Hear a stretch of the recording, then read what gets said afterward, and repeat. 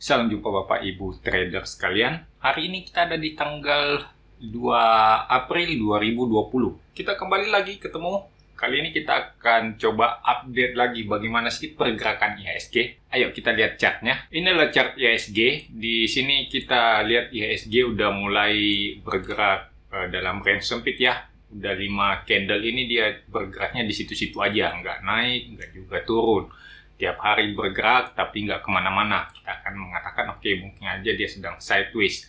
Sampai di sini kita punya analisa di update yang terakhir kemarin, yaitu masih oke, masih berlaku bahwa kemudian ternyata IHSG memilih untuk bergerak dalam range sempit, bergeraknya sideways. Saya pikir ini suatu pertanda yang bagus, nggak terlalu bagus tapi ya udah cukup bagus lah dibandingkan kemarin-kemarin di mana IHSG tidak memberi kesempatan untuk bergerak naik sedikit pun. Sekarang kita lihat bahwa sampai dengan saat ini kita punya double top sudah terpenuhi. Jadi teman-teman sudah memeriksa lagi, udah boleh memeriksa kita punya double top di atas ini, udah sampai lagi ke targetnya. Sekarang yang kita tunggu, yang kita waspadai itu adalah potensi terjadinya suatu head and shoulder. Di mana head and shoulder-nya teman-teman bisa melihat ini sebagai suatu neckline. Dan ini adalah area untuk shoulder. Nah, teman-teman bisa melihat ini adalah left shoulder, di sini adalah head, dan kemungkinan di sebelah kanan ini nanti akan ada right shoulder.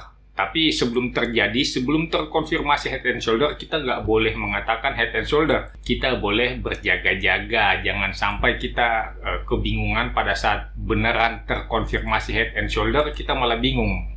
Waduh, kenapa dia turun dalam lagi? Paling nggak kita sudah antisipasi bahwa sampai ke atas ini, sampai ke resisten yang Tosca ini, kita bisa mengatakan kemungkinan besar ya IHSG naik sampai ke area Tosca sini, di mana dia membentuk right shoulder. Setelah dia membentuk right shoulder, kita lihat kalau dia memang turun lagi dan menembus kita punya neckline, barulah kita mengatakan oke, itu adalah terjadi head and shoulder, dan kita akan lihat IHSG turun lebih dalam. Tetapi selama itu belum terjadi, ya kita jangan dulu mengatakan itu sebagai head and shoulder. Santai-santai aja gitu, kita nikmati aja dulu IHSG dalam perjalanan naik. Entah nanti dia beneran membentuk right shoulder atau enggak, ya udahlah, santai-santai aja. Nanti pada saatnya kita lihat, baru kita menilai. Untuk saat ini saya belum berani mengatakan IHSG sudah kembali naik, sudah kembali ke uptrend, karena memang belum ada pertanda yang pasti. Sampai dengan saat ini saya hanya berani mengatakan saya akan mulai lebih berani mulai ambil posisi yang lebih panjang apabila IHSG sudah berhasil tutup di atas angka 5.500 di area resisten. Jadi kalau dia udah sedikit peluangnya untuk menjadi head and shoulder, barulah saya berani ambil posisi yang lebih banyak. Jadi kalau sekarang mode tradingnya, ya saya sampai sekarang masih mode trading pendek, nggak mau ambil terlalu panjang, mungkin 1-2 hari ya, 3 hari paling lama udah lepas lagi. Chart yang saya gambar pun nggak sepanjang-panjang biasanya, saya lebih cari chart yang lebih pendek. Teman-teman, sekarang kita akan lihat untuk IHSG jangka pendek dalam beberapa pekan ke depan. Kita punya Fibonacci seperti ini, kita lihat IHSG tertahan di 38,2, kemudian dia bergerak dalam range sempit di antara 38,2 dan 23,6. Teman-teman boleh mencocokkan kita punya analisa ini lagi dengan update yang sebelumnya supaya nggak putus, karena takutnya teman-teman nanti bingung, ini kok tiba-tiba ada seperti ini, dari mana analisanya. Saya kira itu udah saya jelaskan di update yang lalu. Sekarang kita hanya melihat kemungkinan IHSG kalau bergerak naik. Nah, kita punya target itu ada di atas ini ya. Kebetulan ini saya sudah garis sebagai resisten. Ini adalah area, kita punya area gap. Di sini ada gap. Nah, saya akan katakan ini sebagai area resisten untuk IHSG yang paling dekat. Yang paling kelihatan saat ini adalah di area kotak merah ini, di sekitar angka 5.020.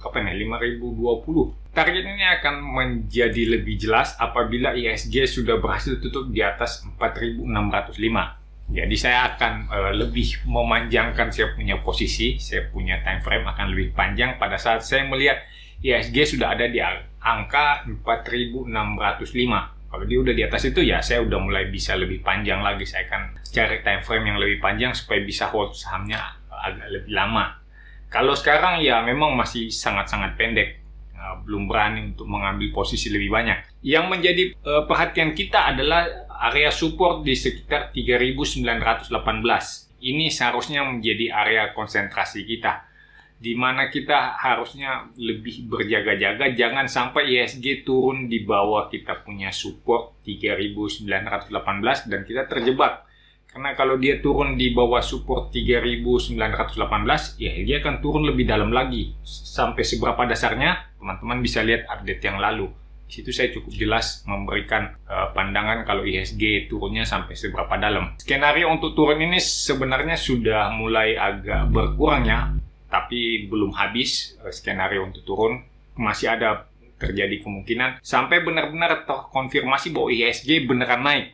Nah, konfirmasinya tadi bagaimana? Kalau dia sudah menembus kita punya resisten, di mana kita menduga akan terjadi right shoulder. Sampai sejauh ini kita belum melihat suatu pertanda yang jelas, dan sebagaimana hukum di analisa teknikal mengatakan tren itu kita harus tetap anggap ada sampai terbukti sudah terjadi reversal. Jadi selama belum ada pembuktian bahwa ini sekarang sudah berbalik dari bearish menjadi bullish, saya akan tetap dalam posisi menganggap sekarang masih dalam fase bearish. Cuman ada terjadi koreksi, ada terjadi retracement sedikit, oke, kita bisa terima, tapi dalam jangka yang lebih panjang kita akan mengatakan bahwa ya bearish masih ada. Saya kira cukup sampai di sini untuk update kita pada hari ini.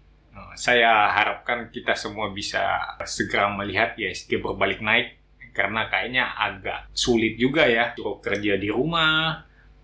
Tapi IHSG-nya merah, kita nggak bisa tradingnya juga agak galau. Ya lebih bagus kalau ya, work from home.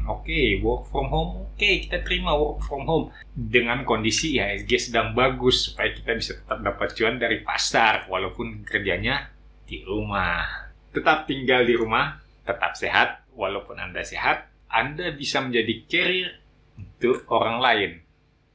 Salam cuan untuk kita semua.